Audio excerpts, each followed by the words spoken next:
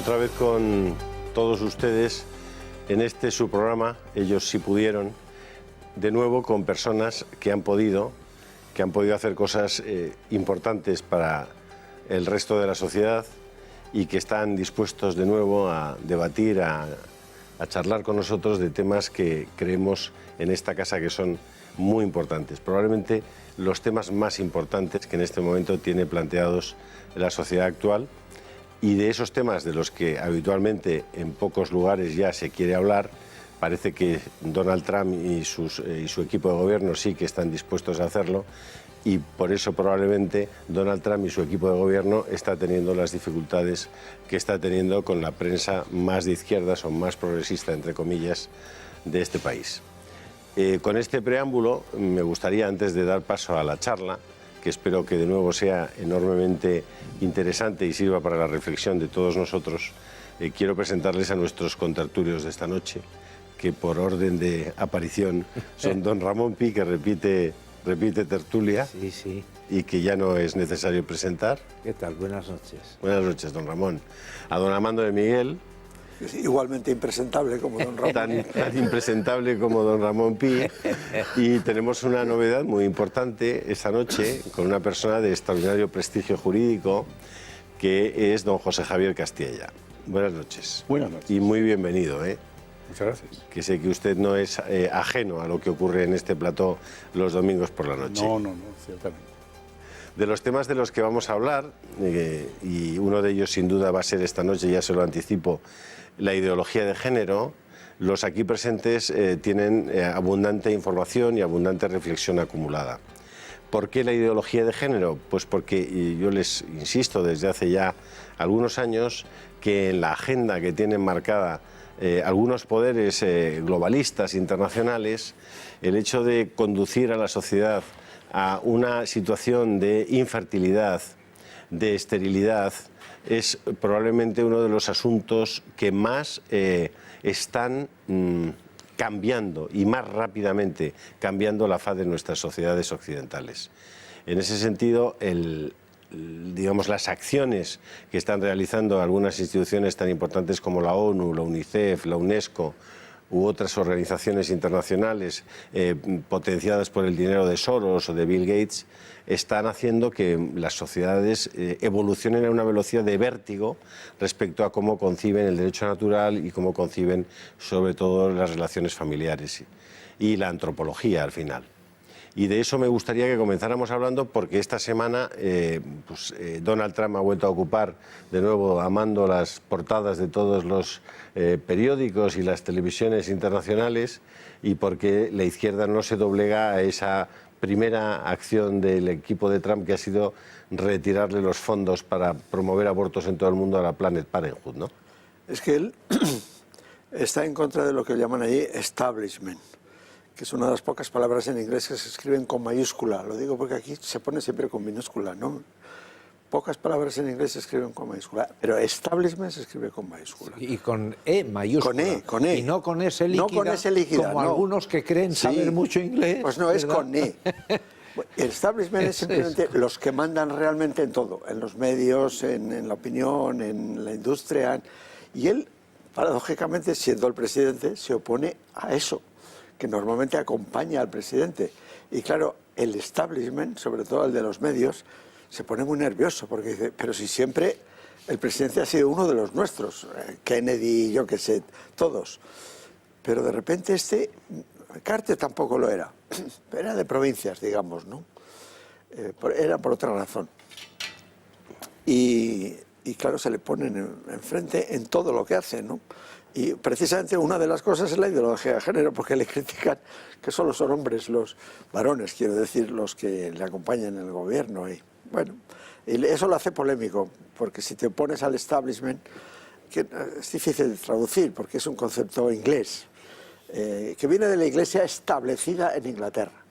Es decir, es una palabra inglesa, puesto que la iglesia en Inglaterra es establish. ¿Podría traducirse como lo políticamente correcto desde el punto de vista...? Más probablemente lo institucional, ¿no? Es decir, aquello eso que es una permanece... consecuencia, eso es una consecuencia. Más lo institucional. Es lo que manda realmente. Es decir, en Inglaterra el mundo anglicano es lo que domina. Es, digamos, la reina es la jefa de la iglesia. El ¿no? fundamento. Es el fundamento de la nación. Es lo que permanece. Cuando una tienda se funda en determinada fecha, pone established, en tal, se estableció, se fundó, quedó constituida. La Constitución realmente. Eso es. Sí. Bueno, la institución al final, lo institucional y la institución al final es lo que permanece en una sociedad cuando los individuos van pasando, ¿no? En cierto modo el establishment es lo institucional. Pero aquí lo tenemos también ya, como tantas cosas que imitamos a los Estados Unidos. Por ejemplo, el mundo del cine, por ejemplo, es parte del establecimiento en España. Es una parte ínfima de la cultura, pero es el IVA cultural, que quiere decir para los del cine. Eso fue un invento francés. Es muy francés. La excepción cultural era un invento francés. Bueno, no me habléis, por favor, del IVA cultural, porque aquí mismo directamente cerramos la emisión para evitar entrar en litigio con todo un establishment. Porque, claro, pedir el IVA cultural y tener la caradura de pedir el IVA cultural, vamos a ver, para que se hagan ustedes una idea del tema del IVA. El IVA en este país de los libros y de los diarios es el 4%. El 4%. El IVA del cine es el 21%. Pero es que el IVA de los pañales es el 21%. El IVA de los preservativos es el 11%. Y el IVA de la píldora del día después es el 6%. Entonces, resulta que hay unos señores que van con unas joyas, que por cierto les robaron las joyas de forma divertida, parece que ya se las han devuelto. Pero esos señores que van con los vestidos de Chanel se permiten el lujo de enviarle un recado al gobierno, y es que haga el favor de bajar el IVA del cine. ¿A ellos? Sí. Pero, espera. Sí. Al mismo tiempo, te dicen que el cine no consume los recursos que consume en subvenciones porque están devolviendo por el IVA un montón de dinero. Entonces dices, a ver un momento, entonces ¿qué pasa? Que queréis además devolver menos dinero. Además queréis más subvenciones. Y mientras tanto, la electricidad o el gas, que es un servicio básico del que depende la vida de millones de personas que tienen unos ingresos mínimos, no vestidos de Chanel, resulta que es el 21%. Salir ahí a pedir la reducción del IVA de la electricidad y del gas para los más desfavorecidos de la sociedad. Pues ahí tienes lo que es el establishment. Por eso vamos a dar paso a 2 minutos de publicidad y nos bebemos un vaso de agua. Hasta ahora mismo.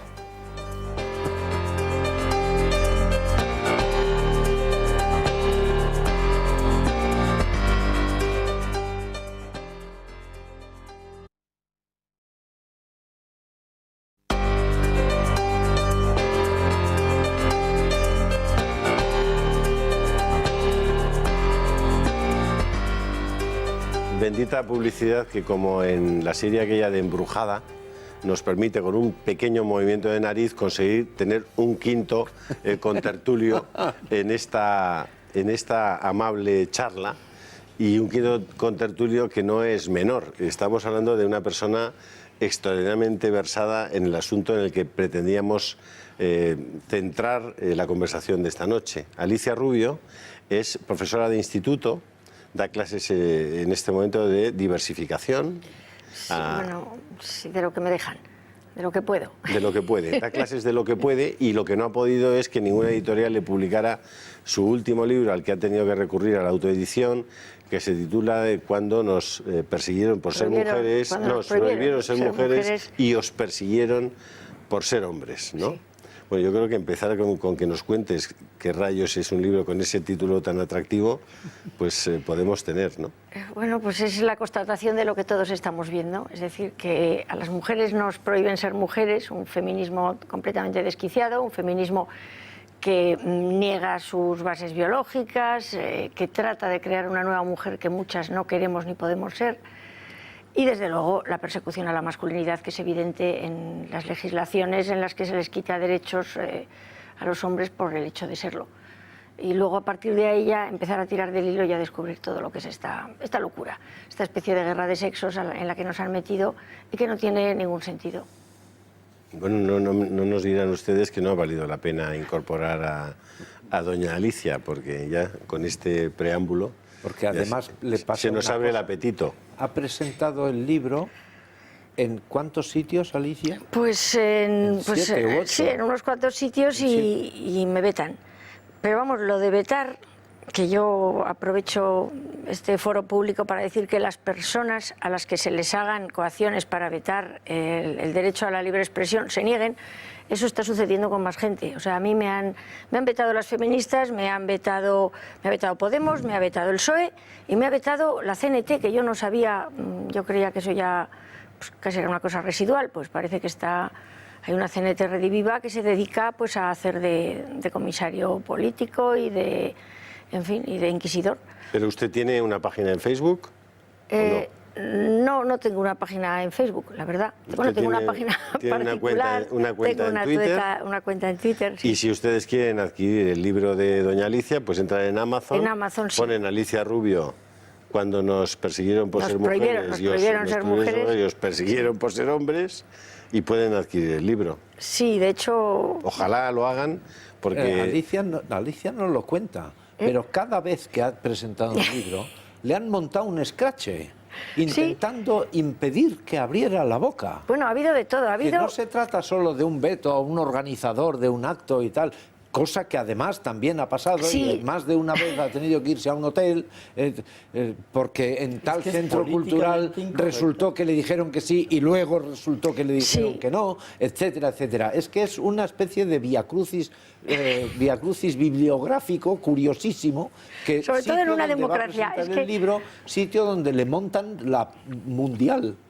José Javier. Pero convendría quizás sentar bases lógicas de por qué ocurre esto y en qué consiste. Es decir, estos vetos, estos scratches, tienen un porqué. Y es que responden a una actitud que denota una escala de valores distinta y opuesta a la que hoy es políticamente correcta, derivada de un establishment o derivada de una... Yo no entro en tesis conspiranoicas sobre digamos, la ideología en el mundo actual, pero me parece evidente, como jurista, que se está produciendo una introducción que además no responde a una base social amplia, sino a una determinación muy concreta de introducir determinados valores o determinada desvalorización de los valores tradicionales en los que nos hemos criado seguramente. Vamos a empezar por orden, porque me parecen muy interesantes sus valoraciones, pero para que nuestros espectadores tengan una idea de qué estamos hablando, todo esto comienza desde el punto de vista legislativo, probablemente con la legislación que Zapatero introduce en el tema del divorcio exprés, si no recuerdo mal, en el tema de la ley del aborto, que se pasa de ser una ley restrictiva a 3 supuestos, que por supuesto era un auténtico coladero, pero que era restrictiva, por lo menos formalmente restrictiva. Luego se produce la asimilación de lo que ha sido el matrimonio. Otras leyes. El matrimonio que se pasa a, digamos, a incorporar la figura de que 2 hombres o 2 mujeres puedan también constituir un matrimonio, lo que había sido un contrato jurídico perfectamente definido, pasa a diluirse en una relación completamente diferente. Y luego, ya una vez Rajoy entra en el gobierno, se producen... No, pues falta otra. De la identidad de género, que es una ley... No. Antes hay otra. Es la de reasignación de sexo de 15 de marzo de 2007. Hay otra. Es el primer paso de la entrada. Claro. Vamos a ver, el tema de la ideología de género tiene 3 capítulos en la legislación española. Uno central y luego vienen muchos autonómicos, pero centrándonos en la comunidad en la que estamos, en Madrid, hay 2 fases, las siguientes, que son autonómicas. La primera ley es de Zapatero, de 15 de marzo del 2007, en la que se habla de la reasignación del sexo, es decir, a los niños se les pone el sexo por sus caracteres secundarios sexuales evidentes al nacimiento y se les asigna un sexo civilmente. Zapatero, en esa ley del 2007, rompe ese principio y permite que la identidad sentida por un sujeto predomine a la realidad, digamos, biológica y que da lugar a la asignación de sexo. Pero esto se hace con una exposición de motivos que hay que leerla, es decir, de gran compasión hacia un colectivo minoritario, sufriente, perseguido, marginado, con una serie de medidas de garantía. Hace falta un diagnóstico de disforia de género, hace falta un plazo de 2 años de tratamiento, un informe médico y exhaustivo sobre que el remedio para el sufrimiento intenso de esta persona sea precisamente la reasignación de sexo, y la consecuencia es que aún sin cirugía se le permite cambiar el nombre y cambiar, digamos, su personalidad de hombre a mujer, de mujer a hombre. Solo con su voluntad. Pero con todas las garantías rodeadas. El siguiente paso, a la vista de que este es aceptado ya socialmente, se da en el año 2016, en la Comunidad de Madrid. Hay otras normas autonómicas en la misma línea, pero la de marzo de 2016 es impresionante, porque supone pasar de esa tesis de la compasión y muy garantista de la realidad del transgénero a la autonomía total. Lo que antes era simple protección, ahora es autonomía, no hace falta informe médico, no hace falta 2 años, ni diagnóstico médico, fuera informes periciales, basta la declaración del sujeto. Sí, bueno, es la fase de la autonomía total. Hay otras leyes, en realidad. La siguiente fase, la tercera, de 22 de julio de la misma comunidad, es la más impresionante, porque pasa de la autonomía total a la irreversibilidad. Es decir, se puede ser muy libre para entrar en el colectivo LGTBI, pero para salir del colectivo la puerta está cerrada. Tan cerrada que si un miembro del colectivo pretende someterse a una terapia de aversión o conversión, porque libremente decide librarse de esa fuente de sufrimiento por ese modo, acertado o erróneo, se le prohíbe hacerlo, sancionando al terapeuta y considerando irrelevante el consentimiento del sujeto del colectivo. Bueno, no estamos. Yo lo que sí quiero es. Lo digo porque ustedes estarán viendo que ya hemos entrado en temas enormemente de precisión jurídica. Estamos hablando de leyes, y las leyes, por lo menos desde mi punto de vista, yo creo que estamos obligados a conocerlas y estamos obligados a estar informados sobre qué se está legislando sobre nuestras cabezas y sobre nuestras familias y sobre nuestros conciudadanos. Lo digo porque yo en varias ocasiones he hablado con políticos en activo que son los padres de estas leyes y no han leído estas leyes. O sea, no lo creerán ustedes, pero les estoy diciendo la verdad. Muchos de los que están legislando, muchos de los diputados que le dan al botón para decir sí a esas leyes en sus respectivos parlamentos, están legislando sobre lo que no saben, sobre lo que no conocen, y están votando leyes que se van pareciendo cada vez más a las leyes totalitarias de la Alemania de 1933, y sobre esas leyes están legislando personas de muy buena fe o personas aparentemente de buena fe y con buena formación, solo por irresponsabilidad, porque ni siquiera se han leído esos textos. No es por irresponsabilidad, es porque saben que no tienen que fijarse en los votantes, sino en el que hace las listas. Sí, bueno, eso es cierto, pero... Y por lo tanto, si le dicen vota sí, votan sí. Eso no excluye la irresponsabilidad, pero Ramón. Es que hay decir, un eso es una problema. gravísima irresponsabilidad. Eso es una gravísima responsabilidad. Sí, bueno. De acuerdo. No, claro, pero el no problema... es una irresponsabilidad. Ya, pero el problema es que es muy fácil venderlo por una cosa, y es porque todas estas leyes tienen un objetivo expreso y un objetivo tácito. El objetivo expreso siempre es muy bonito, siempre viene acompañado de un colectivo minoritario o menos minoritario que tiene una situación tan discriminatoria y tan terrible en una sociedad democrática y de leyes igualitarias que hay que crearle leyes especiales. Entonces con eso se consigue una especie como de colectivo privilegiado. Y además, es decir, todos estos políticos, muchos de ellos por buenismo, otros porque tienen miedo a las listas y muchos de ellos porque ni siquiera se lo han leído y no se dan cuenta en su ignorancia de las terribles consecuencias que tiene hacer discriminaciones positivas brutales, porque significan discriminaciones negativas para el resto. Andan aprobando efectivamente leyes que están creando tremendos problemas, que además están vulnerando derechos fundamentales, es decir, se están generando neoderechos que no existían y que vulneran derechos fundamentales. Y todas ellas tienen esas características, es decir, un objetivo expreso que no se cumple, un objetivo tácito que es terrible. Y luego, respecto a lo que ha dicho el contertulio, de que efectivamente José Javier Castilla, notario y jurista. Notario y jurista de las leyes. Es que los que os incorporéis por la vía de embrujada, no tenéis acceso a esa información. Claro, bueno, lo que ha dicho, realmente todas estas leyes, tanto las de igualdad del colectivo heterosexual con el colectivo LGTBI, que somos iguales a todos los efectos legales, y sin embargo tienen que salir unas leyes que además dicen expresamente que esas personas están perfectamente amparadas por las leyes normales. Todas esas legislaciones han tenido una especie de proceso. Es decir, se ha ido haciendo por comunidades autónomas y cada comunidad autónoma añadía una barbaridad más.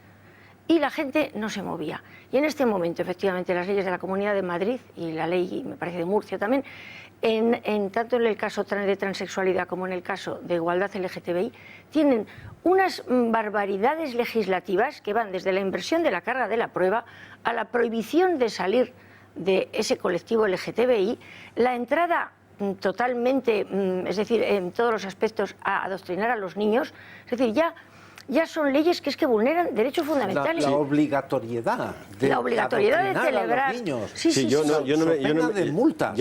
Pero es increíble. Ramón, a mí no me canso de tratar de...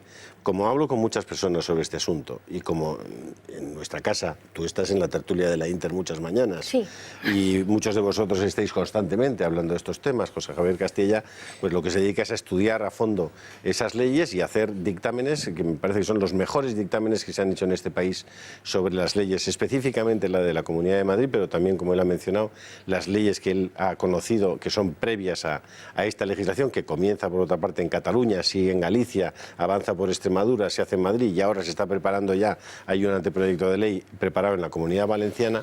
Lo que yo quiero decir, y no me voy a cansar de repetirlo, es que todos ustedes que están al otro lado de esta pantalla tengan la convicción de que de lo que estamos hablando es un asunto de enorme importancia y de enorme trascendencia. Si ustedes tienen familia, si ustedes tienen hijos, si ustedes tienen nietos, solo que tengan buenos amigos, no pueden quedar al margen de lo que les estamos contando hoy.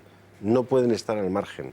Si tienen la oportunidad de comprar este libro, cómprenlo, pero no por hacerle un negocio a Alicia Rubio, sino porque van a tener mucha información de lo que está pasando realmente. Ustedes no van a notar, y de eso ya se encargan los autores de esa legislación, a corto plazo, ellos introducen las cosas de forma muy sutil y lo hacen ahora mismo. Por ejemplo, el director del colegio de no sé cómo se llama, Juan Pablo II, pues imagínese en la que ha estado metido el hombre, porque hace una carta a los padres del colegio diciéndoles cuál es su opinión sobre la ideología de género.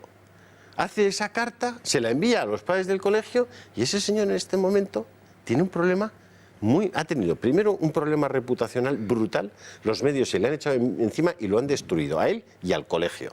Eso ya para empezar a hablar. Con lo cual, bueno, pues todo su entorno, todo lo que significa su vida diaria ya ha cambiado. La de ese señor, el que ha enviado esa carta. Pero es que además el colegio también ha cambiado. El entorno de la APA de ese colegio ha cambiado. Perdona que te matice un poquito. Disculpa. Esa carta se la envía a la Comunidad de Madrid primero a la Fiscalía. No consigue que la Fiscalía encuentre nada punible en la carta. La ve perfectamente encajable en la libertad de expresión y en el derecho a educar. Se envía a distintas instancias en las que no se consigue, digamos, el resultado perseguido, que es el de castigar ese comportamiento por sentar bases contrarias a la ideología de género que se está introduciendo. Y entonces es la propia comunidad la que, a través de la comisión, es decir, sacando ya la evidencia de autoría, la que sanciona con una multa y amenaza con sanciones mayores si se insiste en la línea. De hecho, le han multado ya, ¿no? Sí, pero el contenido de la carta ni es injurioso, ni es homofóbico, ni tiene ningún tipo de declaración, digamos, insultante para nadie. Bueno, es decir, que hay que leerla. asumo plenamente la precisión y espero que además a nuestros espectadores les sirva. En este momento en la Comunidad Valenciana, por hacerles otro ejemplo de lo que está ocurriendo y de cómo puede afectar a sus vidas, los padres que no están dispuestos a que sus hijos pasen por esa clase o esa formación dada por los grupos LGTB en los distintos institutos o colegios, pueden y van a ser multados. Pueden y van a ser multados. Es decir, que esa libertad que está en la Constitución, pero que está mucho antes de la Constitución, que está en el propio derecho natural, de que los padres puedan decidir cuál es la educación moral de sus hijos, se la están pasando absolutamente por el forro estos nuevos legisladores. Estamos hablando de legisladores de derechas y de izquierdas. Estamos hablando del Partido Popular, del Partido Socialista, de Podemos o de Ciudadanos. Sí. Es decir, ya hay un acuerdo entre los grandes partidos, entre los que en este momento son capaces de legislar, de que en este asunto ninguno de ellos va a poner ni un solo matiz. Lo digo para que ustedes vayan tomando nota y no crean que este asunto va a pasar a refilón en sus vidas, les va a acabar afectando y tan gravemente que nosotros no podemos sino hacer todo lo que esté en nuestras manos por informarles de esto.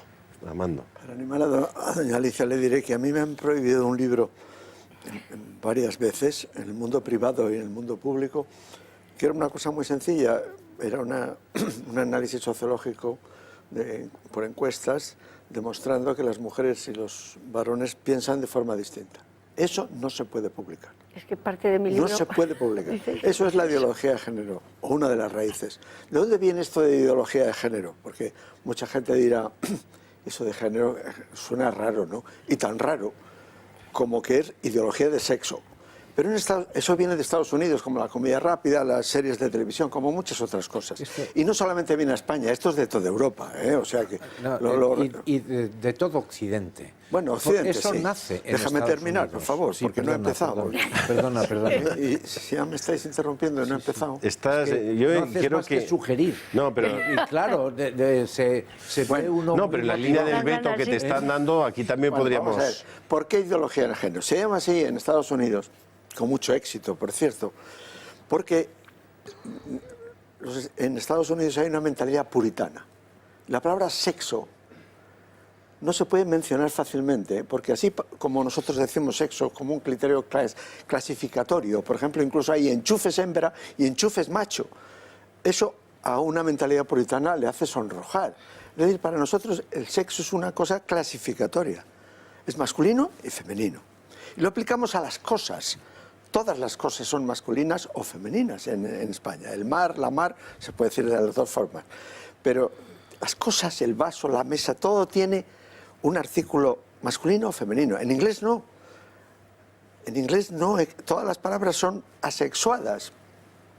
Entonces, si mezclamos esto, y la idea de que el sexo para ellos es sexualidad, ese ejercicio del placer erótico, no se podía llamar ideología de sexo, que es lo que es. Y lo llamaron de género. ¿Por qué? Porque en gramática, género se dice para lo masculino y femenino de las cosas. Pero ya digo que en inglés ni siquiera apenas se utiliza lo del género, porque las cosas son neutras, digamos, excepto los barcos. Por ejemplo, los barcos son femeninos. Bueno, no vamos a entrar por qué son femeninos, pero los barcos son siempre she, son ella. Un poco machistas, las barcas más pequeñitas son No, es por los marinos, es que igual que aquí la mar, los marinos llaman la mar y no el mar, porque esa cosa que el mar te enamora y todas esas cosas. Bueno, viene la ideología, ¿por qué tiene tanto éxito? Porque es la culminación del feminismo, que es el grupo de presión más eficaz en Estados Unidos, de una extraordinaria eficacia. ¿Por qué? Pues está relacionado con lo del establishment. Es parte del establishment el feminismo. Y eso se ha difundido, el éxito ha sido tal que se ha difundido por todo el planeta sin preguntarse. Y además hacen eso del colectivo LJ, esa que decís. Pero bueno, ese colectivo podría tener muchos más clases. Por ejemplo, los incestuosos. ¿Por qué no respetar a los incestuosos? No es que dice y otro, es LGTBI y otros. Es decir, que está abierto a cualquier cosa. O sea, los incestuosos, el matrimonio con niñas, todo eso está permitido. Vamos a ver, todo eso son fases. Son fases y ya llegará. Déjame terminar, por favor. Sí. Ya, pero... Se he hablado muy poquito. He hablado yo mucho más, hay es que verdad. Hay que explicar por qué ha tenido ese éxito. Y es porque se basa en el odio. Sencillamente, en el odio. Hay muchas cosas que se basan en el odio. El éxito de las revoluciones en el mundo es porque se basaban en el odio. El odio mueve mucho más que el amor y otras muchas cosas. Y las feministas simplemente odian a los hombres. Y luego viene toda esta mezcolanza de los incestuosos y los transexuales y todo esto ya, y desaparece la idea de la identidad de sexo o de género que dicen ahora, y entonces esa voluntad y todo esto. Bueno, ya termino, venga. El odio mueve mucho más a corto plazo, Armando. El amor gana al final. Bueno, quizá. Sí, Esa es mi en la otra vida, opinión. quizá, sí. Pero Por orden, volviendo José Javier al tema, y Ramón. Bueno, y luego yo. El Y tema luego de la Alicia. autoría, ¿qué pasa con la ideología de género? ¿Quiénes son los que la promueven y por qué tiene el éxito de imposición implacable que estamos soportando? Yo pienso que en la sociedad anterior a esta fase en la que vivimos, se produce en la izquierda una orfandad ideológica generada porque la realidad de los hechos impone que el comunismo no sirve ni como ideología de convivencia ni como economía. Y por lo tanto, orfandad ideológica.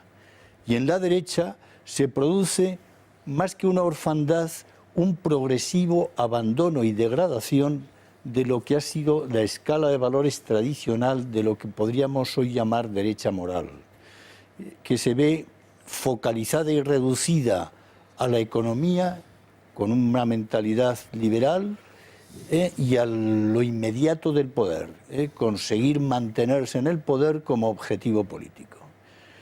Ese es el caldo de cultivo en el que a unos les sirve la ideología de género con todo el tema de la autonomía y de la igualdad como reclamo para suplir la orfandad ideológica, y a otros les da igual en el sentido de que como se trata de cuestiones que no afectan directamente a la economía ni les molestan porque son minoritarias en principio, pues se producen situaciones llamativas. Yo el otro día escuchaba a Esperanza Aguirre, yo creo que era en un programa similar a este, contestar a unas preguntas sobre esta legislación que se ha introducido en la Comunidad de Madrid, y contestaba con una ignorancia enciclopédica sobre los conceptos que se están introduciendo en la sociedad y con un desconocimiento de las consecuencias y de la profundidad de la carga que tiene esa legislación enorme. ¿Por qué? Porque no le han dado importancia, porque en su escala de valores eso está en un valor muy alejado. Y lo que ocurre es que es verdad que para nosotros la ideología de género es muy difícil que nos haga daño a estas alturas, porque somos adultos heterosexuales ya muy talludos. Es decir, ese tema no es para nosotros conflictivo. Pero para las nuevas generaciones que se eduquen, que pasan por etapas de identidad de sexo, desde la propia identidad sexual a los 3 años, de la incertidumbre de la indeterminación sexual en la pubertad, que van a pasar entre Estira y Caribdis de adolescencia por delante, si consiguen adoctrinarlos educativamente, que es el objetivo final que se pretende para aumentar el colectivo LGTBI y tener más poder, entonces sí que les van a hacer un daño enorme, porque lo que es evidente es que es un colectivo sufriente. Es un colectivo en que la separación de las orillas biológica y psicológica genera un caudal de sufrimiento enorme. Y por lo tanto, yo creo que es en la educación, y especialmente a los menores, donde es puro veneno. No quiero hablar más. Ya. Ramón. Bueno,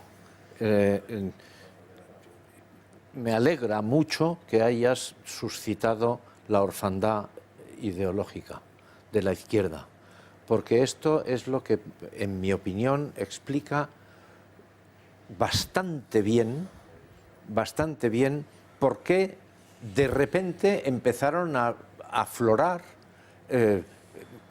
apóstoles de la ideología de género por doquier, porque el comunismo, el hundimiento del comunismo soviético y la inmensa hipocresía de los chinos de crear un capitalismo de Estado con una mano de hierro en las libertades, que es su readaptación después de la ruina de la Unión Soviética, eso obligó, forzó, favoreció una evolución que ya se estaba produciendo de todos modos en el mundo del feminismo. Al principio, lo que quería el feminismo era que las mujeres votasen. Eran las viejas sufragistas del siglo XIX. Ahí es donde surge esto, el feminismo.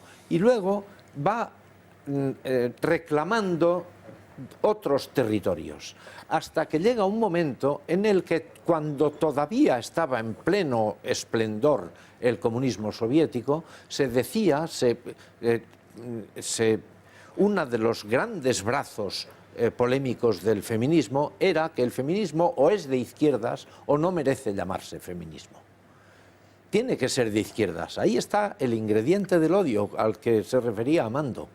El ingrediente del odio es muy importante porque sirvió para recoger los restos del naufragio del comunismo, concibiendo las relaciones entre los varones y las mujeres en términos de opresores y oprimidos. Y esa era una adaptación de la lucha de clases. De la lucha de clases, sin la menor duda. Eso lo intuyó Engels cuando dijo que mientras no se destruya la familia, el comunismo no se podrá implantar nunca. Mientras no se destruya la familia. Eso lo vio Engels. Como lo vio León XIII en el momento en que tiene la famosa aparición. Entonces ya termino porque es que a mí me parece que esto sitúa bastante bien este asunto.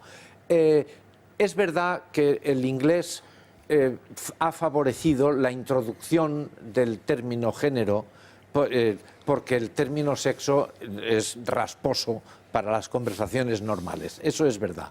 Pero en Europa, donde eso no pasaba, se ha elaborado y se ha perfeccionado la teoría de la ideología de género de tal suerte que el sexo es un accidente como el color del pelo.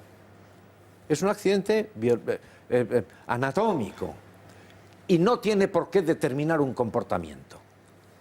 Esta es una de las claves de arco de la ideología de sexo, de género.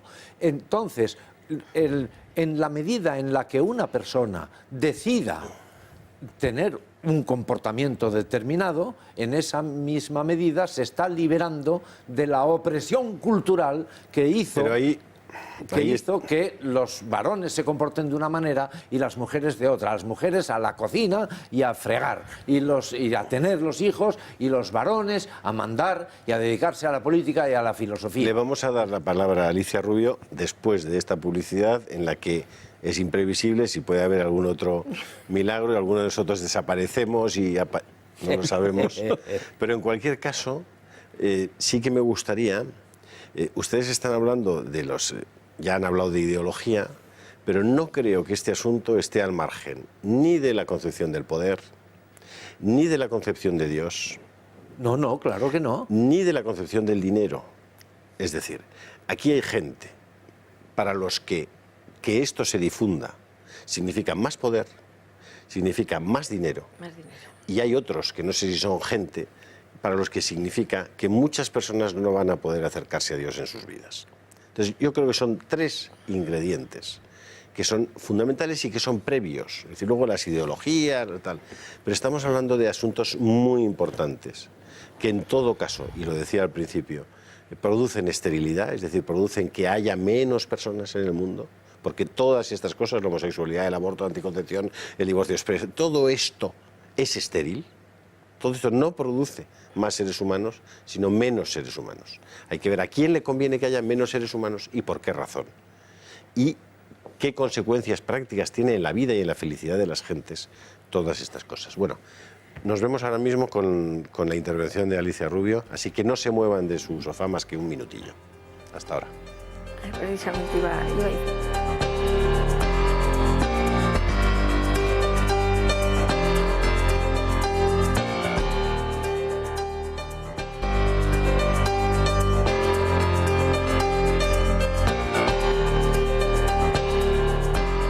estamos aquí otra vez, no hay sorpresas, seguimos los 5, como Enid Blyton. Alicia, tienes la palabra. A ver, por ampliar un poco lo que han dicho el resto de los contertulios, efectivamente el origen de toda esta ideología viene de Engels y de una concepción de la familia y del matrimonio como una lucha de clases. Entonces, claro, la mujer era la oprimida y en este tipo de, digamos, de pensamiento es la oprimida la que tiene que eliminar al opresor y tomar, digamos, el mando. Entonces, efectivamente, hay un momento en los años 50 con Simone de Beauvoir y tal, que esa concepción marxista se mete en el feminismo, un feminismo que hasta entonces había simplemente luchado por la igualdad de las mujeres, el voto, el poder entrar a carreras donde pues, no dejaban entrar a las mujeres, cosas lógicas. Y entonces aparece ya ese nuevo concepto y el varón aparece como un enemigo a batir. Bueno, Sartre probablemente sí lo era para Simone de Beauvoir. Bueno, Simone de Beauvoir, en fin, yo mi concepto es... Era el enemigo a batir, mejorable. claramente. Y viceversa, probablemente. Y viceversa. Esa es la definición del infierno de Sartre. Bueno, los otros. pero- Claro, los otros. claro. L'enfer, c'est les autres. Así es. Es decir, Simone de Beauvoir.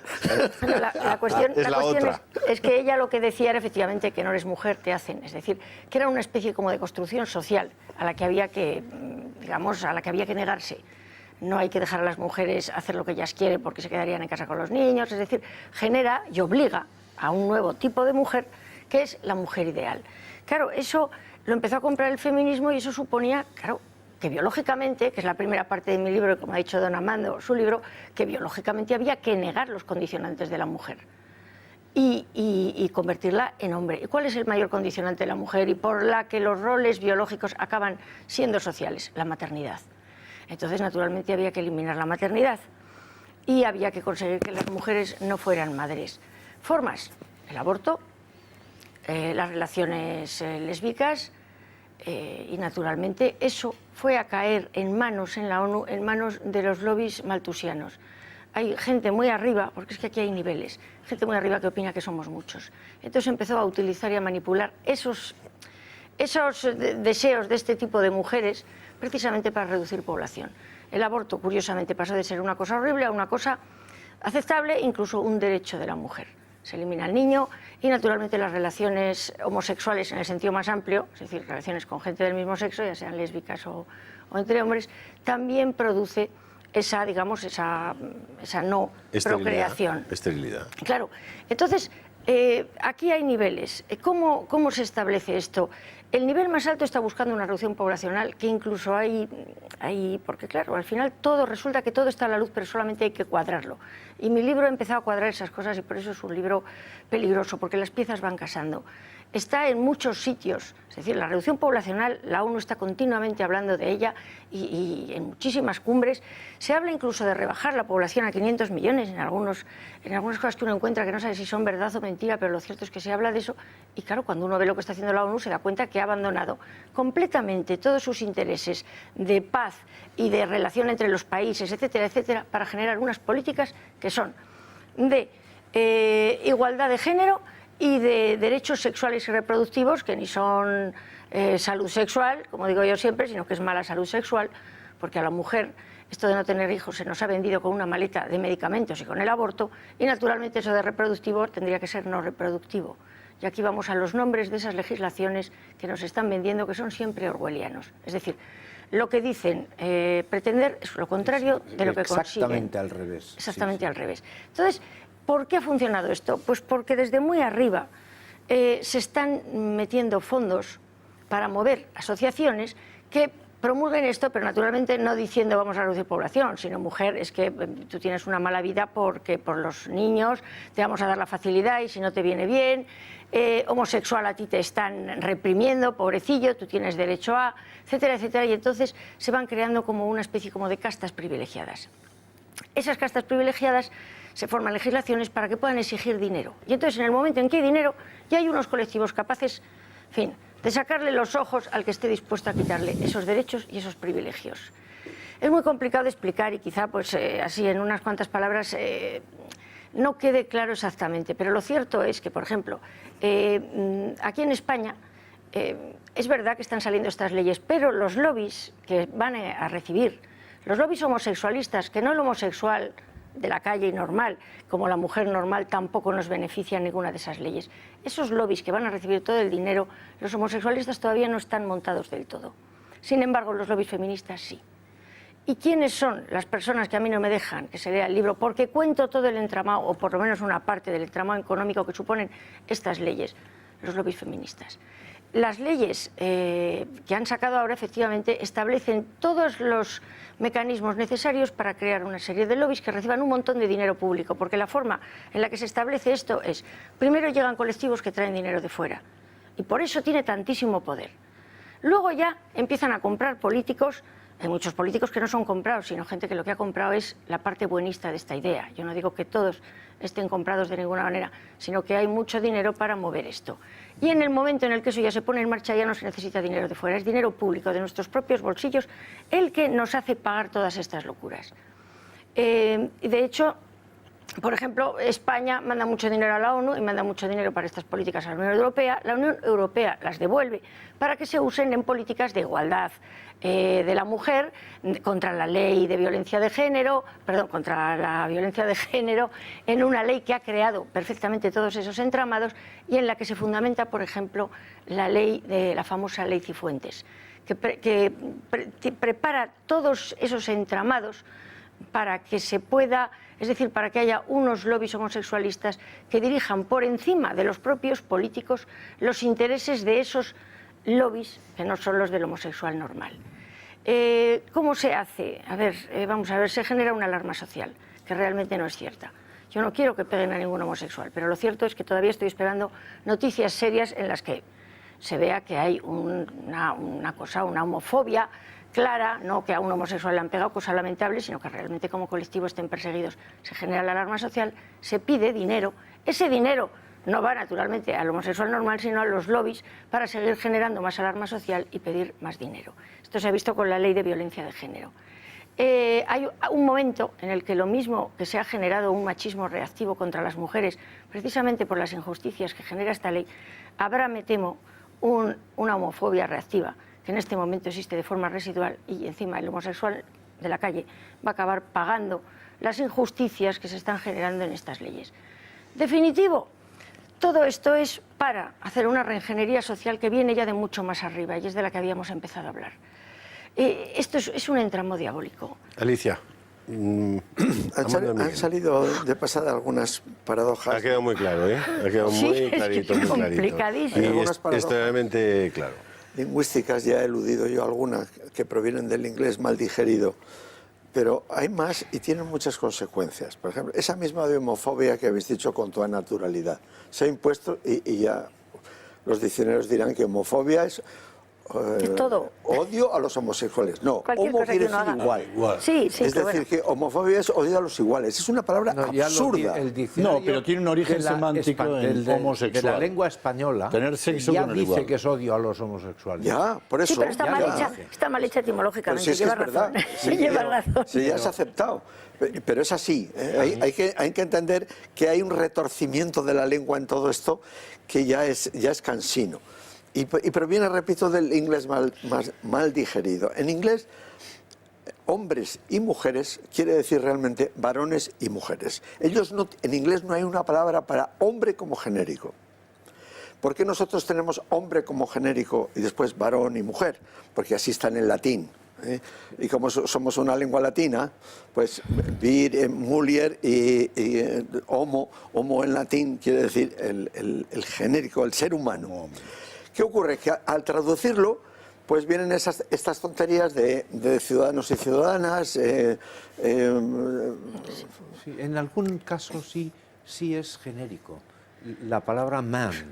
Por ejemplo, al referirse a la humanidad, sí, mankind. Es the mankind, eso que es. Ya ha sido crucificada la palabra. Sí, la llaman womankind. Sí. Humankind, sí, claro, los feministas dicen de woman, mujer. O y sea, el milkman sí, era el... No se sabe, y ahora se han inventado lo de sustituir man por person. Sí. Es el spokesperson. Pero fíjate qué maravilla que en castellano persona es femenino. Es fantástico. Yo creo que estamos dando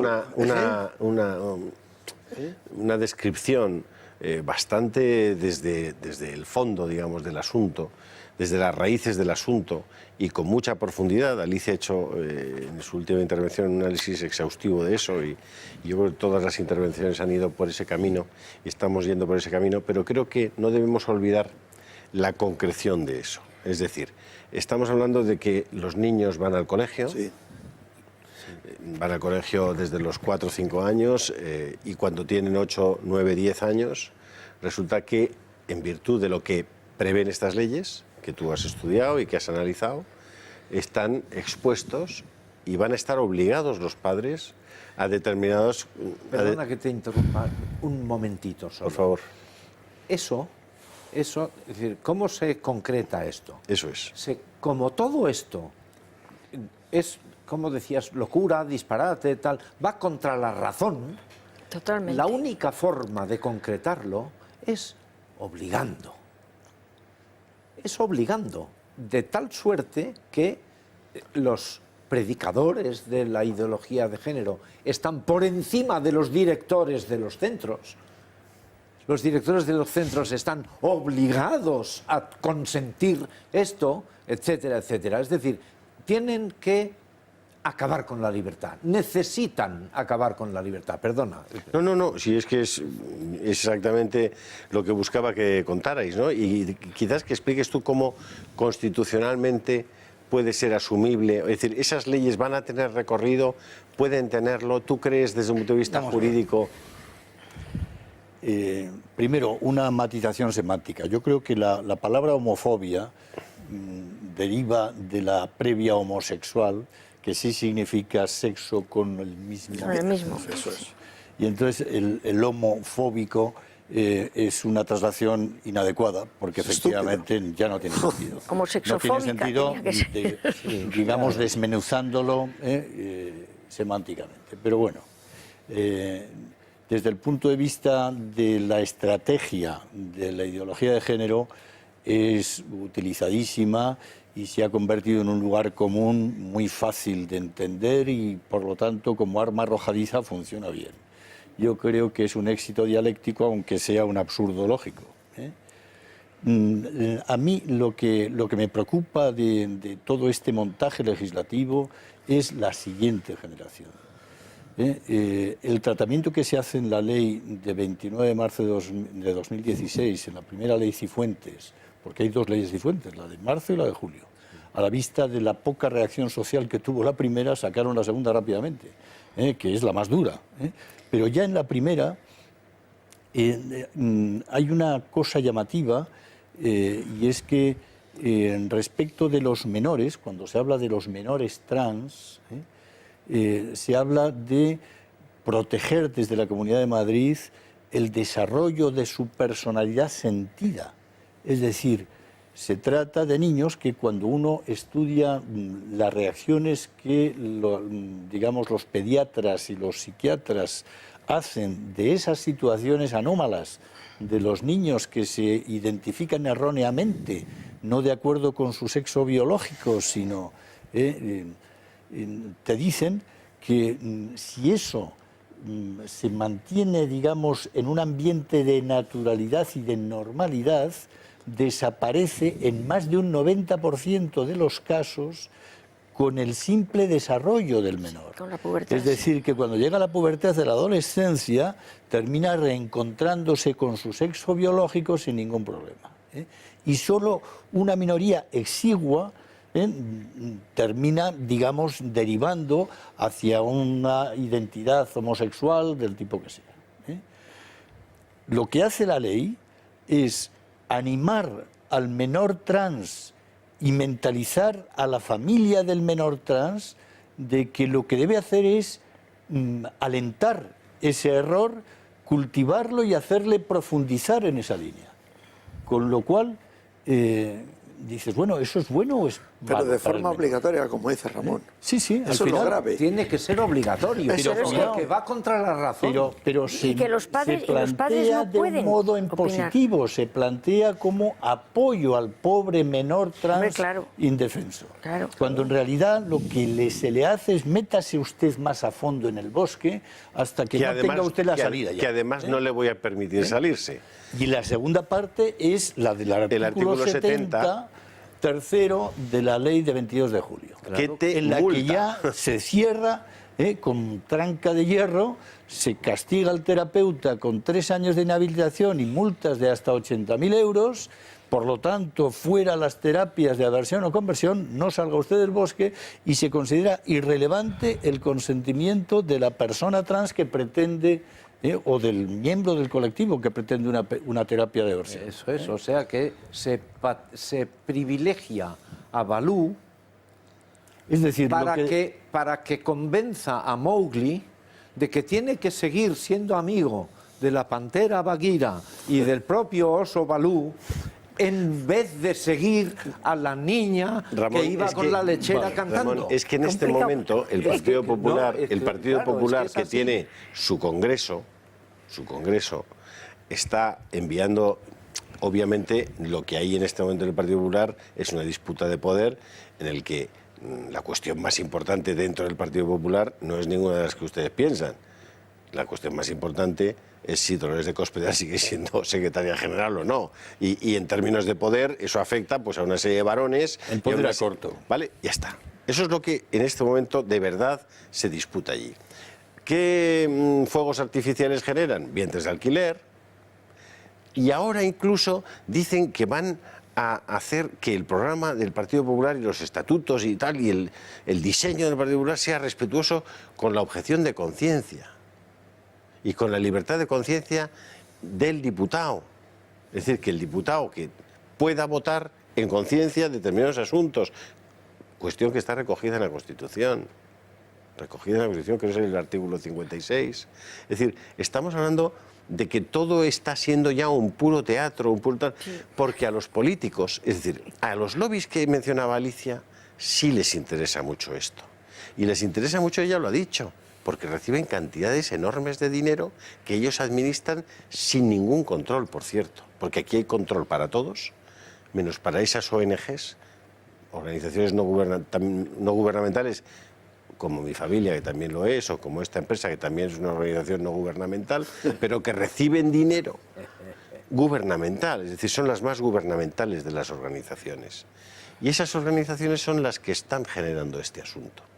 Y son las que son de verdad beneficiadas por este asunto, y estamos hablando de nuevo de dinero. Estamos hablando de dinero y estamos hablando de poder. Y que están adscritas a los partidos políticos, que esa es la tercera parte. A mí me O sea, ha gustado mucho una cosa que ha dicho Alicia, la que me gustaría insistir, que es diferenciar entre quienes dirigen este montaje de la ideología de género y los miembros de base que hoy forman parte del colectivo LGTBI.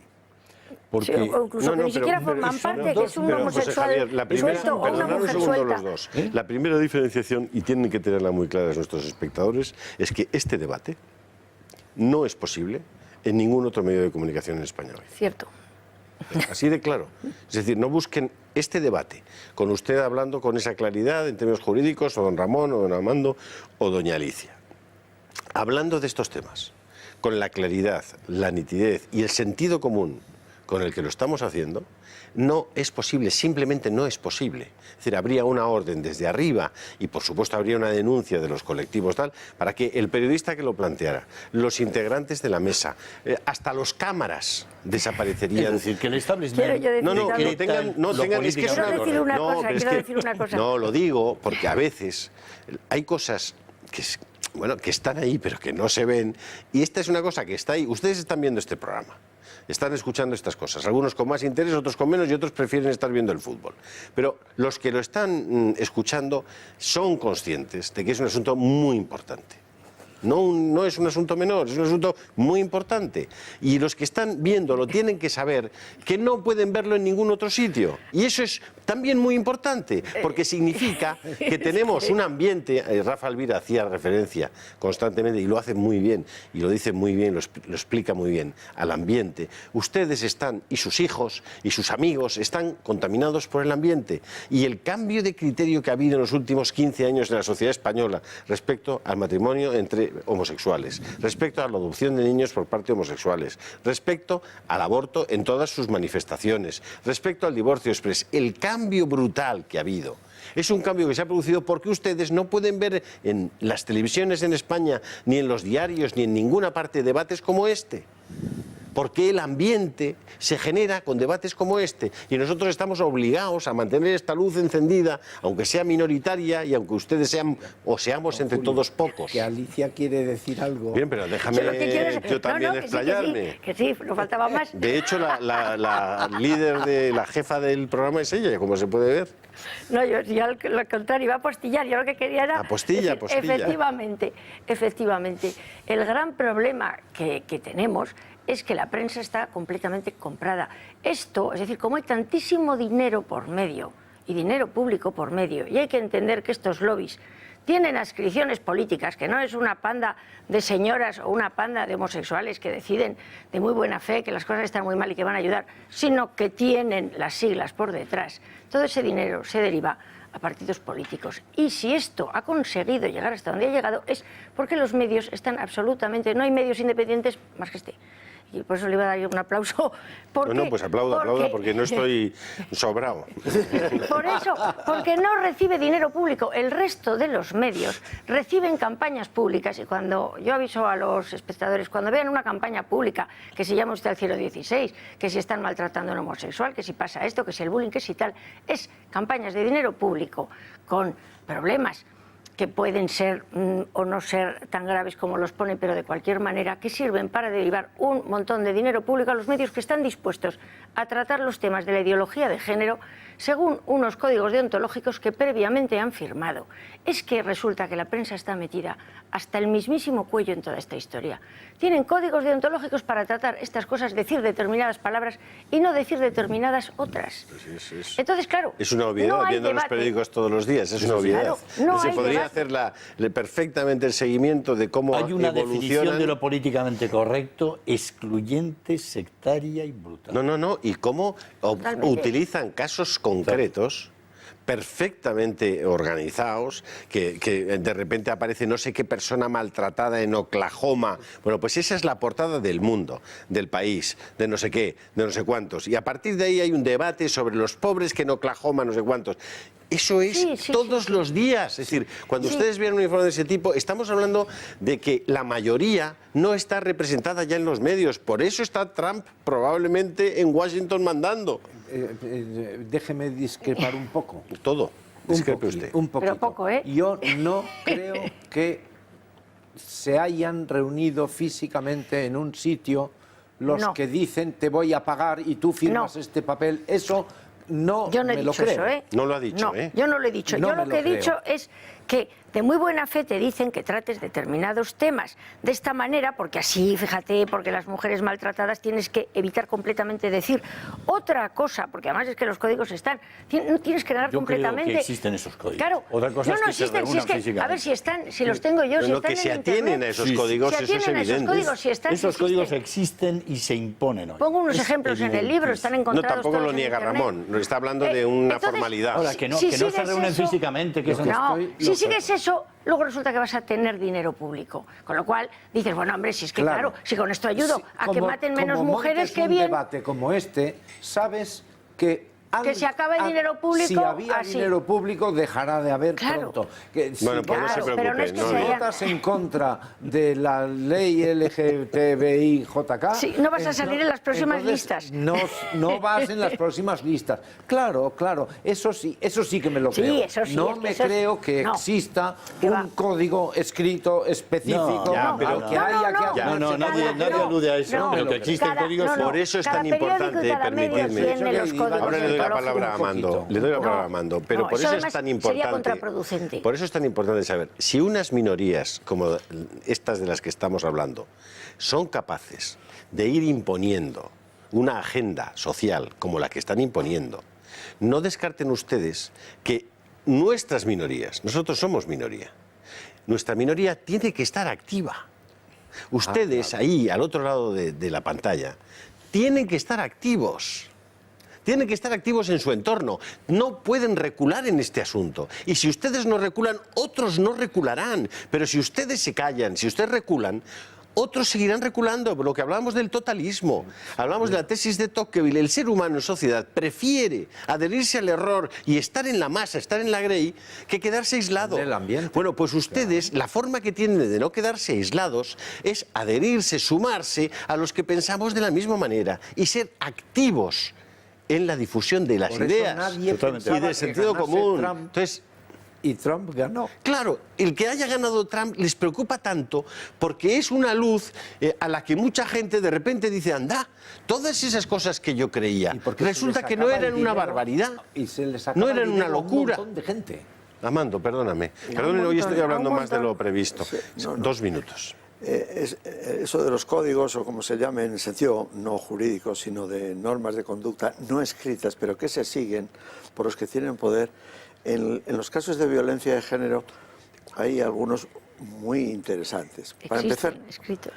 no es violencia de género, es decir, no es un sexo contra otro, es uxoricidio, asesinato de las mujeres. No se llama nunca asesinato de las mujeres, sino violencia de género, que parece que los dos sexos se matan entre sí. Bueno, ya está la confusión ahí. Pero luego hay 2 datos en esos casos que los medios no suelen decir, pero no suelen decir de manera unánime. Primero, que una proporción desmesurada de los violentos estos, de los uxoricidas, son extranjeros. Eso no se puede decir. No se puede decir, pero es que es un hecho. Bueno, pues, ¿y por qué los hechos no se dicen? Y otro hecho, que los casos tristes, desde luego, tristísimos, de uxoricidio en España, son los mínimos en toda Europa.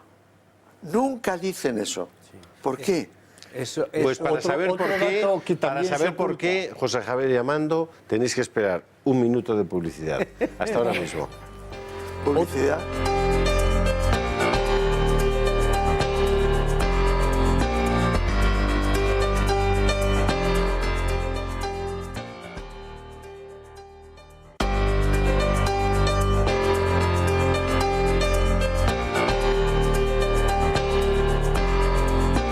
Pues aquí seguimos, tan a gustito, don Amando. Bueno, como es un poco dramático todo esto, voy a contar un caso que ha salido en los medios, pero no se ha comentado demasiado y vale la pena comentarlo. Tenía que haber sucedido en Italia, claro. Un italiano del colectivo este, que era varón, claro, italiano, pues dijo que era italiana, que era mujer. Bueno, muy bien. Pero a continuación dijo que quería entrar en un convento de monjas, que le había dado repentinamente una vocación religiosa y quería entrar en el convento. Si esto, Gregorio Marañón hubiera leído esta historia con su tesis de que don Juan era realmente un afeminado, bueno, hubiera sacado páginas maravillosas, ¿no? Del homosexual, no, del trans. Como ves, Amando, la realidad supera un convento. La realidad supera la ficción. ¿Querías darnos un dato, Alicia? No, bueno, que todos los datos, es decir, el tema de la violencia de género, que en realidad tendría que ser violencia intrafamiliar, y de esa manera protegería a todas las víctimas. Primero, se desprotege a todas las víctimas que no son mujeres, se desprotege a las parejas que convivan homosexuales, se desprotege completamente a los niños, se oculta Los otro viejos. dato. Bueno, y a los ancianos, asesinato desde luego. de los viejos. No, esos asesinatos no cuentan, no son de género, no dan dinero, porque el asunto es que esta violencia es la que da dinero. Además, encima, se utilizan en los códigos deontológicos la continua repetición de han asesinado a la mujer, aquí está la mujer asesinada, este opina. Es decir, una sobredosis informativa que curiosamente en los suicidios se impide porque se sabe que hay comportamientos imitatorios, y en el caso de la violencia de género se ha demostrado que también hay comportamientos imitatorios, y después de un asesinato de una mujer suelen en 24 o 48 horas haber 1 o 2 más. Se sabe, hay estudios y sin embargo se continúa insistiendo en ello. Yo no voy a decir que sea para que maten a más mujeres, a la gallina de los huevos de oro, pero cualquier mal pensado diría, pero bueno, si esto es evidente, ¿por qué no se deja de hablar de ello? Y sin embargo, una cosa que se oculta y desde 2012 no hay, son mujeres que maten a sus parejas masculinas, cosa que sí que hay, y los periódicos locales lo sacan, y sin embargo las estadísticas del Consejo General del Poder Judicial pone que hay 0 casos. Todas estas cosas dan lugar a pensar, para cualquier persona, ni siquiera mal pensada, dan lugar a pensar que ahí hay algo, porque cuando se ocultan cosas, alguna razón habrá.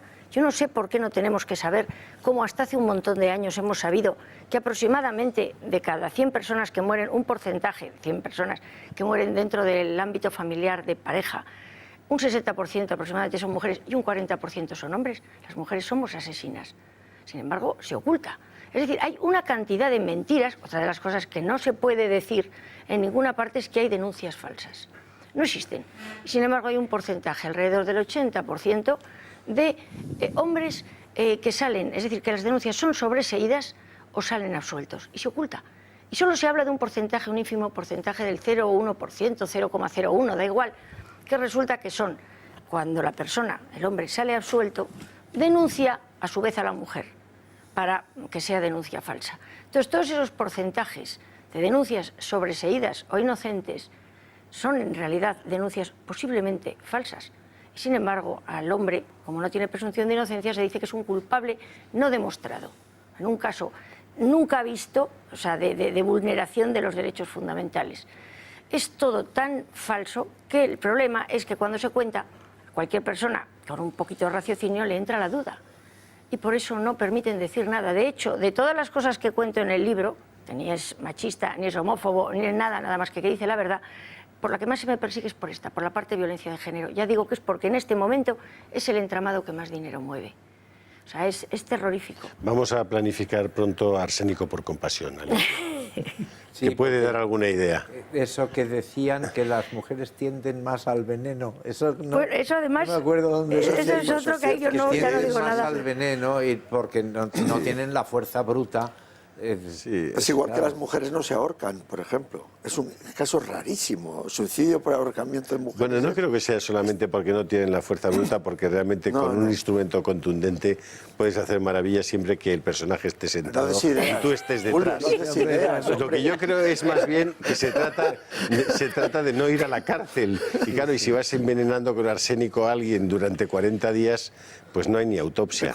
Yo creo que, volviendo al tema de los efectos de estas leyes, me parece que es muy importante hacer seguimientos longitudinales en las personas víctimas de estas leyes. Me explico.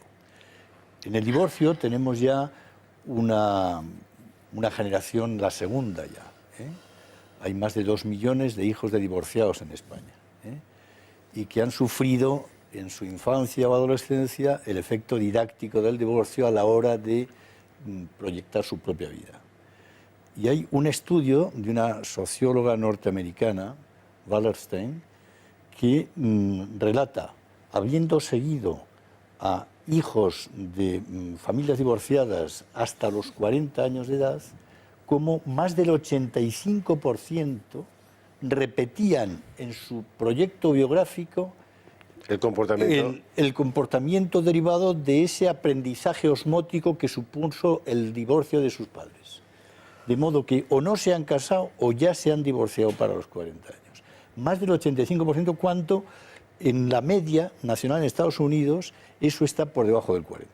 Es decir, a pesar del deterioro del matrimonio, la diferencia porcentual entre hijos de familias intactas e hijos de familias divorciadas es bestial, lo cual hace pensar que genera, digamos... patrones de comportamiento. Patrones de comportamiento y un crecimiento, es como un tumor cancerígeno que sigue creciendo. Claro.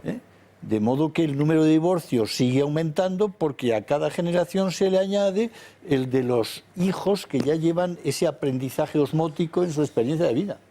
Lógico. Y yo pienso que con el tema de la homosexualidad y de ese proselitismo pro-LGTBI que marcan estas leyes, se puede producir un aumento que intentan aumentarlo en estadísticas hablando del 10% homosexual, cuando la realidad estadística es muchísimo menor, inferior al 2%.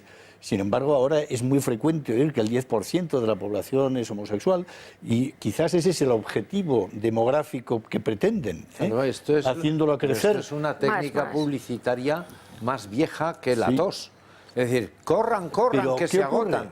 ¿Usted cree que si se estuvieran agotando las entradas se dejaría un céntimo el anunciante? No, porque se están agotando. Pero claro, es un colectivo sufriente y en eso tienen razón. Claro. Es un colectivo en el que aumentar el número de miembros del colectivo es hacerles un flaquísimo servicio a los candidatos, porque la realidad es que en comportamientos antisociales, en intentos de suicidio, en suicidios llevados a cabo, en tratamientos psiquiátricos, es decir, patologías psicóticas, tienen unos porcentajes muchísimo más altos que la media nacional, tanto en Estados Unidos como en España.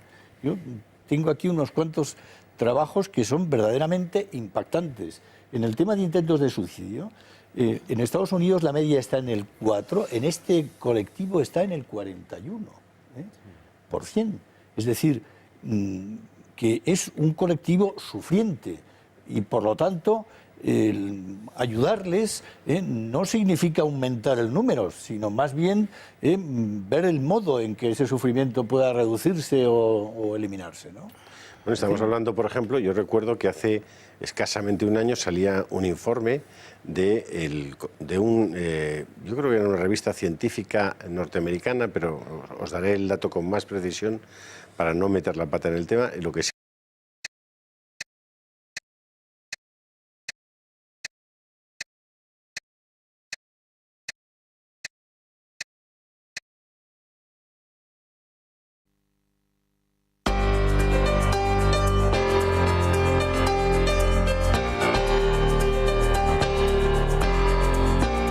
pues aquí seguimos, tan a gustito, don Armando. Bueno, como es un poco dramático todo esto, voy a contar un caso que ha salido en los medios, pero no se ha comentado demasiado y vale la pena comentarlo. Tenía que haber sucedido en Italia, claro. Un italiano del colectivo este, que era varón, claro, italiano, pues dijo que era italiana, que era mujer. Bueno, muy bien. Pero a continuación dijo que quería entrar en un convento de monjas, que le había dado repentinamente una vocación religiosa y quería entrar en el convento. Si Gregorio Marañón hubiera leído esta historia con su tesis de que don Juan era realmente un afeminado, bueno, hubiera sacado páginas maravillosas, ¿no? Del homosexual, no, del trans. Como ves, Armando, la realidad supera un convento. La realidad supera la ficción. ¿Querías darnos un dato, Alicia? No, bueno, que todos los datos, es decir, el tema de la violencia de género, que en realidad tendría que ser violencia intrafamiliar, y de esa manera protegería a todas las víctimas. Primero, se desprotege a todas las víctimas que no son mujeres, se desprotege a las parejas que convivan homosexuales, se desprotege completamente a los niños, se oculta otro viejos. Dato. Bueno, y a los ancianos, desde luego. De los viejos. No, esos asesinatos no cuentan, no son de género, no dan dinero, porque el asunto es que esta violencia es la que da dinero. Además, encima, se utilizan en los códigos deontológicos la continua repetición de han asesinado a la mujer, aquí está la mujer asesinada, este opina. Es decir, una sobredosis informativa que curiosamente en los suicidios se impide porque se sabe que hay comportamientos imitatorios y en el caso de la violencia de género se ha demostrado que también hay comportamientos imitatorios y después de un asesinato de una mujer suelen en 24 o 48 horas haber uno o dos más. Se sabe, hay estudios y sin embargo se continúa insistiendo en ello. Yo no voy a decir que sea para que maten a más mujeres a la gallina de los huevos de oro, pero cualquier mal pensado diría, pero bueno, si esto es evidente, ¿por qué no se deja de hablar de ello? Y sin embargo, una cosa que se oculta y desde 2012 no hay, son mujeres que maten a sus parejas masculinas. cosa que sí que hay, y los periódicos locales lo sacan, y sin embargo las estadísticas del Consejo General del Poder Judicial pone que hay 0 casos. Todas estas cosas dan lugar a pensar, para cualquier persona, ni siquiera mal pensada, dan lugar a pensar que ahí hay algo, porque cuando se ocultan cosas, alguna razón habrá. Yo no sé por qué no tenemos que saber cómo hasta hace un montón de años hemos sabido que aproximadamente de cada 100 personas que mueren, un porcentaje, 100 personas que mueren dentro del ámbito familiar de pareja, un 60% aproximadamente son mujeres y un 40% son hombres. Las mujeres somos asesinas. Sin embargo, se oculta. Es decir, hay una cantidad de mentiras. Otra de las cosas que no se puede decir en ninguna parte es que hay denuncias falsas. No existen.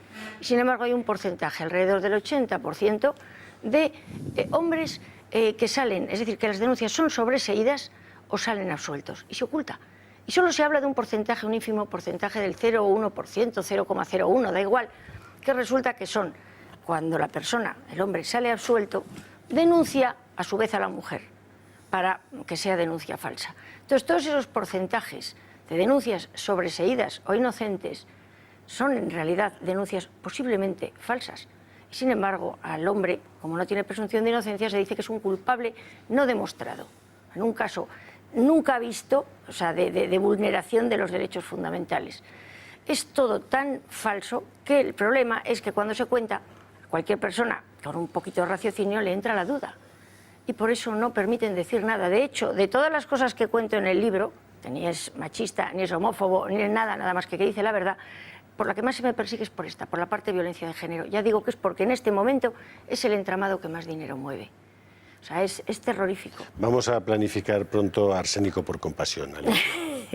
Sí, que puede dar alguna idea. Eso que decían que las mujeres tienden más al veneno. Eso, no, pues eso además, no me acuerdo dónde eso es otro que ahí yo no, ya no digo más nada. al veneno y porque no tienen la fuerza bruta.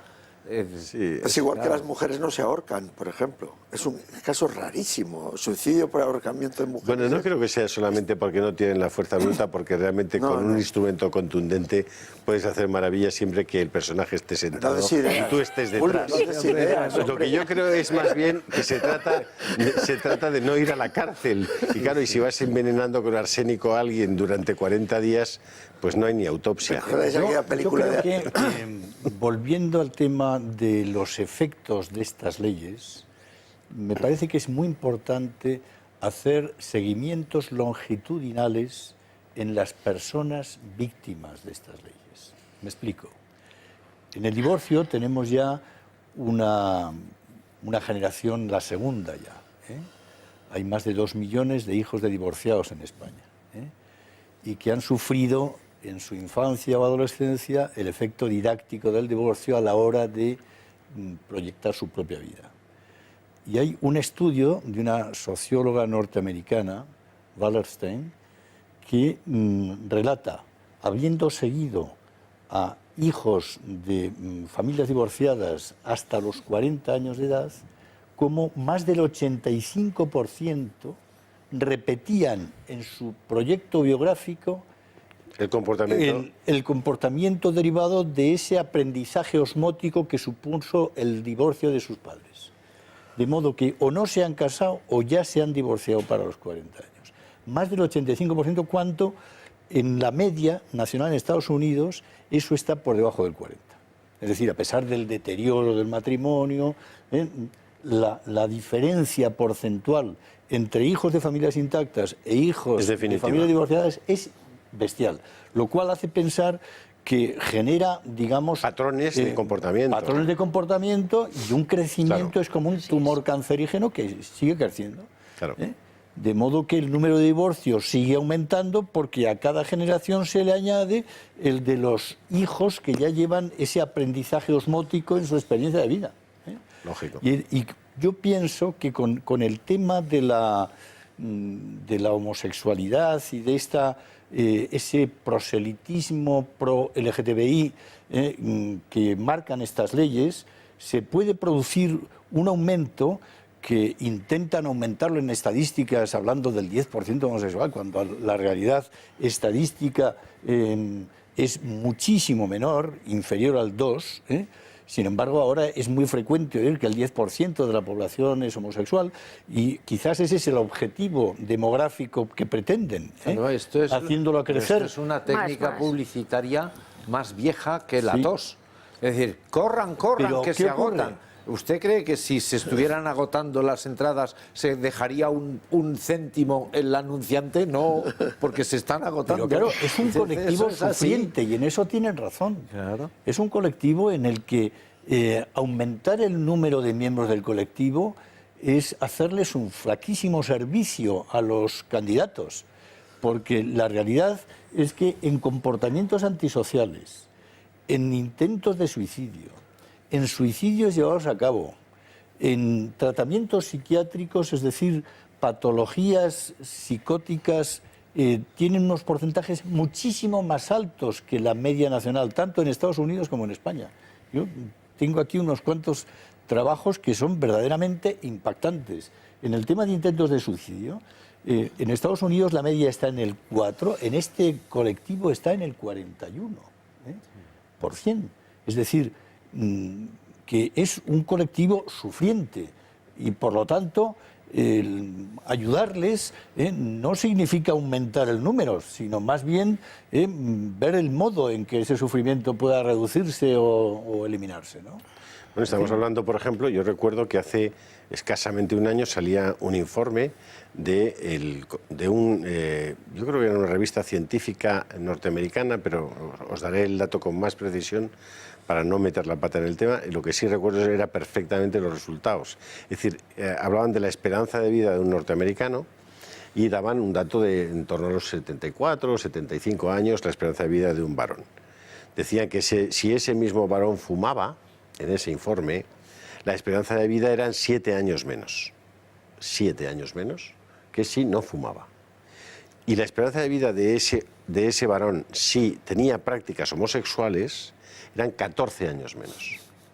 14 años menos. No lo decía un colectivo de no sé qué o una fundación. No. Era un informe médico-científico de una institución prestigiosa en los Estados Unidos. Estadístico, más bien, ¿no? Sí, bueno, pero hecho por médicos, claro. Sí, lo tiene que al final... Perdonas una pequeña corrección. La esperanza de vida es algo que se puede predicar de un colectivo amplio, no de un individuo. Claro. Ningún médico puede decirte la esperanza de vida que tú tienes. Eso es un concepto de los españoles, No, los madrileños, lo que te dan es una los estadística, norteamericanos, ¿no? El conjunto, y más que esperanza de vida, es expectativa de vida, de años de vida. Lo que te dan es Pero de un individuo, hombre, por Dios, No, es de que... un lo que te dan es una estadística, ¿no? Pero te dicen lo que ocurre para el colectivo. Y Claro. tú te apuntas a ese colectivo y tendrá usted esta esperanza de vida o no. Claro. Es decir, Bueno, que pero es que hay mucha media. gente que dice, Claro, es una media. pues yo ya he superado la esperanza de vida de los españoles. hombre, claro. Bueno, ya Y otros sí. se han quedado más abajo. Tú, Otros se han pero- muerto antes. Claro, eso no de cada indica 5 nada. niños que nacen en el mundo, uno es chino. Dice, menos mal que tengo 4 hijos, que no me ha nacido el chino. Claro. De todas maneras, Las falacias estadísticas. Alicia. hablando de los porcentajes, parece ser, yo siempre había oído el porcentaje del 10% de población homosexual, parece ser que sale del informe Kingsley, que se habló de ese porcentaje, y es un informe Está que... desmentido, pero bueno, ya decenas de veces, hasta se ha que se desmentido, bueno, aburrieron de desmentir. pero al final se ha Impuesto. puesto de alguna forma. Incluso ahora hay colectivos que ya hablan de un 16 y de un 20%. Claro. A ver, efectivamente hay un afán de aumentar, precisamente porque en teoría estas relaciones no son reproductivas, o desde luego tienden menos a ser reproductivas que las heterosexuales, pero que efectivamente se amplía y a los menores se trata de que hagan prácticas homosexuales con toda naturalidad y que incluso lo elijan. Y probablemente es precisamente por esa reducción poblacional. A los chavales se les dice, en los cursos que yo he visto dentro del aula de violencia de género, que las relaciones heterosexuales son tremendamente conflictivas, porque los varones son violentos y se generan en los Las varones. relaciones heterosexuales Sí, claro. A ver, Los colegios de en los son las terribles, colegios... de las niños. violentas. A ver, vamos a ver, esto es lo que se les dice a los críos. Claro, Es si decir, son 2 hombres, no. eso lo dejan... Es que eso, a Serán ver, más violentas, ¿no? No, exactamente. No, es que son Vamos violentas, a ver, Doblemente violentas. Yo estoy hablando Oye, lo que veo si me permitís, dentro del es que aula. nos quedan 5 minutos de programa, lamentablemente. aunque no será la última vez que charlemos de todo esto aquí. Pero como se ha suscitado el debate de los vientres de alquiler, me gustaría un minuto cada uno que me dierais vuestra opinión sobre ese debate del tema de la gestación subrogada, que le llaman ahora, y que obviamente pues es alquilar tu cuerpo para proceder a un embarazo de otro, ¿no? Pues otra confusión semántica, y lo siento, pero es que todo esto está rodeado de confusiones de palabras. Dice maternidad subrogada, es lo contrario de la maternidad. O sea que si algo pues, puede llamarse maternidad, no es eso. Es simplemente utilizar el cuerpo de una mujer para producir un hijo para otro, ¿no? Yo haría una matización. El tema de los vientres de alquiler me ha tocado estudiarlo en el capítulo de la persona física en las instituciones de derecho privado y leer sobre ello, y la reflexión profunda es dónde está el interés del menor aquí. En ninguna parte. Dense cuenta de que lo que se está haciendo es jugar con la maternidad, desdoblándola entre el vientre y el óvulo fecundado, entre la persona que alberga esa nueva vida, que necesita de un padre y una madre, y que se encuentra con que ha sido alquilado el vientre, generada la vida en lo que normalmente tiene que ser el núcleo de la protección más necesaria para un menor incipiente que es el feto, y se le ha hurtado eso al menor. ¿Dónde está el interés del menor ahí protegido? Claro. De ningún modo. No, Otra cosa es que una vez que se produce la barbaridad que supone el embarazo de alquiler, y nace un niño, cambia el panorama en el sentido de que a ese niño hay que dotarle de la mayor seguridad posible dentro de la debacle en la que le han hecho nacer. Y por lo tanto, yo en ese tema puedo ser partidario de que el que más le quiere y mejor le acoja, me da lo mismo que sea, en fin, pero ya le han hecho un destrozo enorme. Es decir, lo que hace perverso el tema de los vientres de alquiler es el no pensar en absoluto en el interés de la criatura, que es el centro de atención. Yo quiero añadir dos aspectos más que no se han tratado, ni Amando ni José Javier. Uno es la cosificación de la mujer que alquila su vientre. Esto va directamente contra la dignidad de las mujeres. Por el hecho de ser mujeres, precisamente por el hecho de ser mujeres. Pero como todo, hasta del mayor horror, cabe extraer alguna cosa buena, los vientres de alquiler tienen un aspecto bueno, que es que son la demostración incontrovertible de que el nuevo individuo humano aparece y existe desde el instante mismo de la fertilización del óvulo. O sea que los abortistas lo tienen cada vez más difícil, cada vez más difícil. Si me permites añadir otra cosa. Aquí interviene alquiler, quiere decir que recibe dinero. Entonces, como eso suena muy mal, en España se está planteando que no se pague, sino que haya una donación, digamos, una subvención pública a esta señora. O sea, que se pague. Pero pague el contribuyente. O sea, que eso pague el contribuyente. Probablemente una de las preguntas que están surgiendo más importantes. Eso se está planteando ahora, Es increíble. Digo que probablemente una de las cuestiones más complejas es el momento en el que una de las dos partes decide romper el contrato y el niño, mientras tanto, está gestándose, ¿no? Es decir, que probablemente ahí están pensando en...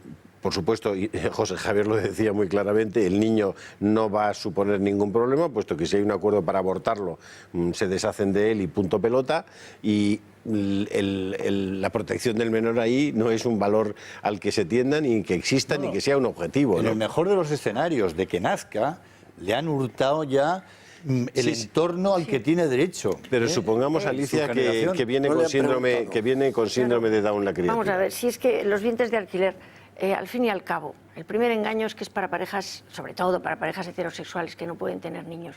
Son casos minoritarios completamente. Esto es para las parejas estériles al 100% por naturaleza, que son los homosexuales. De hecho, ya ha habido un par de ferias de vientres de alquiler aquí en Madrid y la proporción, es decir, lo que iban era todo parejas de hombres, que es a los que les interesa este negocio. Y de hecho, los partidos que están defendiendo esto son los que tienen el lobby homosexualista más potente, mientras que los que están en contra son los que tienen el lobby feminista más potente, porque las feministas han decidido que efectivamente esto cosifica a la mujer. Discúlpame, pero las parejas homosexuales no pueden ser estériles, porque solo puede ser estéril digo, ver, aquello que puede ser fértil. Esta alfombra no es estéril. Son infecundas. Eso es otra son cosa. infecundas por naturaleza y lo necesitan. Pero Entonces, no estériles. ¿qué se produce? Vamos, lo digo para no confundirnos a bueno, nosotros lo he dicho mismos. irónicamente, quiero decir, efectivamente no pueden de ninguna manera. Entonces está hecho exactamente para esas circunstancias. Y los partidos que lo defienden son los que tienen esos lobbies más potentes. Y esto lo digo para que la gente vaya atando cabos. Cosifica a la mujer y cosifica al niño. El interés del menor es cero, porque es la pareja la que quiere un niño, no el niño el que necesita un padre y una madre o una familia. Lo fabrican, efectivamente, para cumplir ese deseo de esa pareja. El niño da lo mismo y naturalmente, aunque se trata de decir que esto es altruista, cuando algo es altruista no tenía que haber dinero de por medio ni contratos. No. Y si fuera altruista, Alicia, no tendríamos niños enfermos en los orfanatos que nadie quiere adoptar. Efectivamente, ya. Por tanto, vamos a hablar de otra cosa. Esto Nos queda muy poco. Te vas a acabar tú con el tiempo. Oye, que has llegado la última. Que este tema, yo pertenezco a una asociación que lucha mucho contra ello. En el fondo hay una ello. idea aquí muy extraña, que es que hay que tener hijos porque si no uno es un miserable. No, hombre, no. Señores, una pareja lo siento puede no muchísimo. tener hijos, no pasa nada. Ya, pero ahora Cámara, es por que lo favor, quiero y lo consigo. retírenle el micrófono a doña Alicia. Lo siento muchísimo, pero se quedan ustedes con las ganas. Sigan con nosotros, que les vamos a seguir contando la verdad de las cosas, la verdad profunda de las cosas, y vamos a intentar hacerlo con el mayor rigor posible y con el mayor respeto a la libertad de todos, porque aquí no se trata de ir contra nadie, sino más bien al contrario, de practicar la defensa de todos aquellos que menos posibilidades de ser defendidos tienen en nuestra sociedad. Muchas gracias, doña Alicia. Lean ustedes su libro en Amazon, ¿Por qué nos prohibieron de cuando nos prohibieron ser mujeres y os persiguieron por ser hombres? En Amazon. Don Ramón Pi, gracias otra vez. Don José Javier Castella, muy amable, gracias. Nos ha inundado usted de conocimientos jurídicos que buena falta nos hacen. Y don Amando de Miguel. El libro no lo podrán leer porque no se editará nunca. See you later. Hasta la semana que viene, si Dios quiere. Muchísimas gracias.